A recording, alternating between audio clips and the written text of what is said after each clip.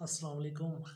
माशाल्लाह जी जिमी भाई, ये मैं आपके लिए वीडियो बना रहा हूँ, ये मैं आपको सेंड करने के लिए। ये हमारी माशाल्लाह से फ़ीमेल एक है और इसमें से पता नहीं कितनी और फीमेल हैं, ये नहीं पता। ये आप देख सकते हैं, ये बच्चे जो थे कल के, ये अल्हम्दुलिल्लाह 6 के 6 बिल्कुल बिल्कुल ठीक ठाक है। माशाल्लाह से कामयाब ब्रीड है।